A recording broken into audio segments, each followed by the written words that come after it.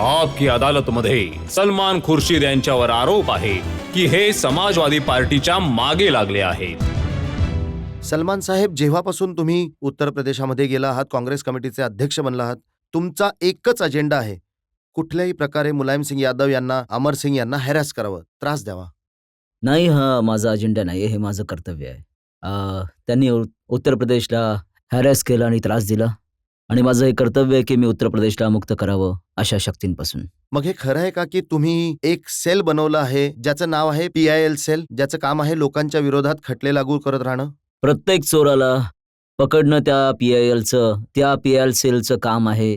त्यामध्ये जर कोणी स्वतःला चोर समजत असेल तर असं समजावं की त्याच्या विरोधात आम्ही हे काम करत आहोत. मी तुम्हाला विचारतोय की तुम्ही तुमच्या काँग्रेस पार्टीच्या बाजूने एक असा सेल बनवला आहे जो खटला चालवून मुलायम सिंग यादव यांना हॅरॅस करेल. जिथे वकील माझ्यासारखा अध्यक्ष असेल तिथे अशी सेल नसेल तर आश्चर्याची गोष्ट असेल ना.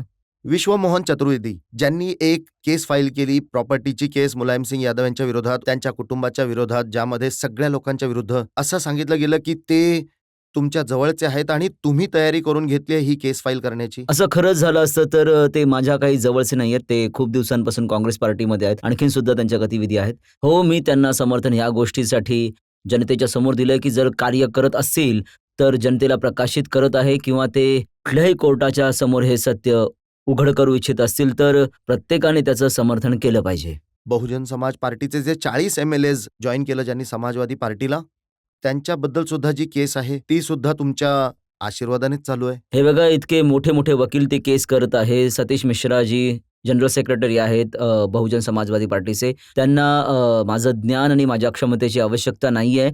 परंतु हो, अशी केस चालू आहे, त्यामध्ये मला रुची आहे. माझ्या या राजकारणाला जर स्वच्छ करू शकत असेल तर ती अशी केस, तर मी त्याला समर्थन अवश्य देईल आणि जनतेच्या समोर देऊन लपून छपून देत नाहीये. आणि जया बच्चन यांच्या विरुद्ध ज्यांनी ही केस फाईल केली ते सुद्धा तुमचे चाहते आहेत? माझे चाहते नाहीयेत, आमच्या पार्टीचे नेता आहेत, आमच्या पार्टीकडे निवडणूक लढले आहेत.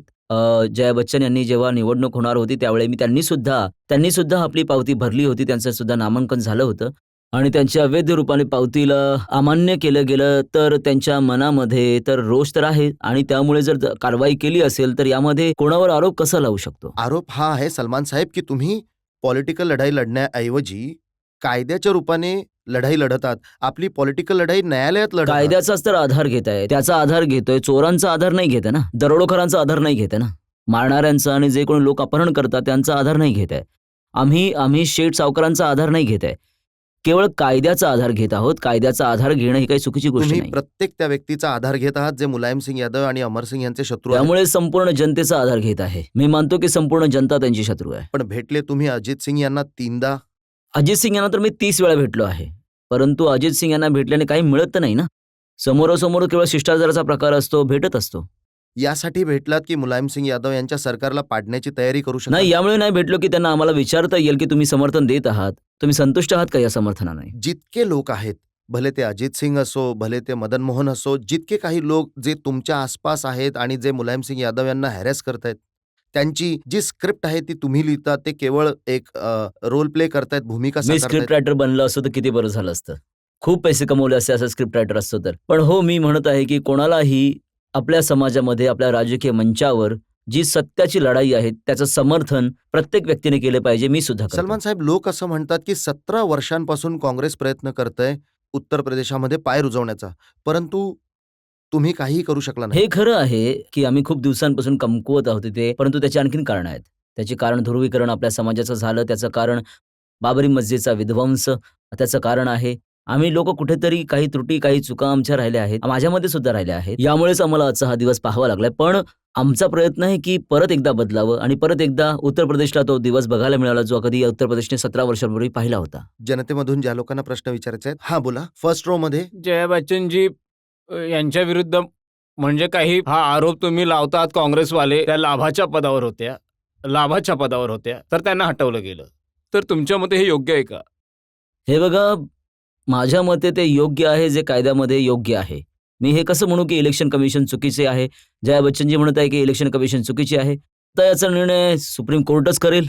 परंतु कोणीतरी आपत्ती दर्शवली, त्यावर इलेक्शन कमिशनने हा निर्णय घेतला. तर यावर कोणाला अडचण असू शकते? नाही, या प्रकारे तर खूप सारे लोक आहेत ना जे लाभाच्या पदावर आहेत. जर आहे तर कोणाचा कोणतरी आपत्ती दर्शवलेच ना. हे बघा, पाकिट तर खूप जागी मारलं जातं, परंतु जिथे FIR लिहिली जाते तिथेच पोलीस दाखल करतील ना. मग काय तुम्ही याच्या विरुद्ध तक्रार कराल की असं म्हटलं गेलं की सोनिया गांधी ज्या पदावर आहेत ते सुद्धा लाभचं पद आहे? नाही, कोण म्हणाला आहे?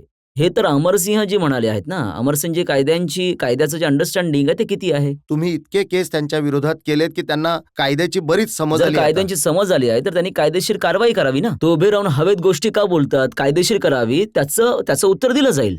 लाभाच्या पदावर ते लोक असतात ज्यांची यादी नाही बनवली जात पार्लमेंटमध्ये किंवा असेंब्लीमध्ये, की कोणकोणत्या संस्था आहेत ज्यांना लाभाचं पद नाही मानलं जाणार. ती यादी त्यांनी पाहावी. कायदेशीर कारवाई करायची असेल तर कायदेशीर कारवाई करावी ना साहेब, हे त्यांनी. मला काही कॅबिनेट प्रॉब्लेम नाही. सेक्रेटरिएटची ऑर्डर माझ्याजवळ आहे ज्यामध्ये नॅशनल ॲडव्हायझरी काउन्सिलिंगच्या कॉन्स्टिट्यूशन बद्दल सांगितलं गेलंय, ज्याची चेअरपर्सन सोनिया गांधी आहेत. यामध्ये लिहिलंय the expenditure incurred on the functioning of the counselling would be made by the central government. आणि राहिला प्रश्न चेअरपर्सनचा, Shrimati Sonia Gandhi member of parliament will be the chairperson of industrial national advisory council. Chairperson will hold the rank and the status of union cabinet minister. तुम्ही याला लाभाचं पद मानता की नाही मानत? नाही, तुम्ही समजून नाही घेतात. लाभाचे पद केवळ ते असतं ज्या पदावर राहून तुम्हाला जे तुमचं काम आहे पार्लमेंटमध्ये करायचं आहे त्यामध्ये कुठलं ना कुठलं तरी काही दुविधा येऊ शकते किंवा त्यामध्ये कुठे ना कुठे काहीतरी अडचण येऊ शकते. तर या पार्लमेंटचं काम करत आहेत हे तर सरकारचंच काम आहे. आणि यावर कोणाला जर आपत्ती असेल तर कोणाला आपत्ती नोंदवण्यापासून कोणी मनाई केली आहे का? हे तर प्रत्येक जागी दाखवत आहे अमरसिंहजी, प्रत्येक जागी म्हणत आहेत. आपत्ती जर असेल तर आपत्ती नोंदवली जावी. ज्या कोणाला आपत्ती होती तर जया बच्चन यांच्या विरोधात नोंदवली हेच त्यांनी. म्हणतायत की जया बच्चनजी यांनी केलं तर हत्या आणि सोनियाजींनी केलं तर माफ. असं नाहीये. तुम्ही आधीच ठरवा. एका शिपायाच्या हातामध्ये बंदूक दिली जाते आणि त्याला सांगितलं जातं की शत्रूला मार, ती हत्या नसते.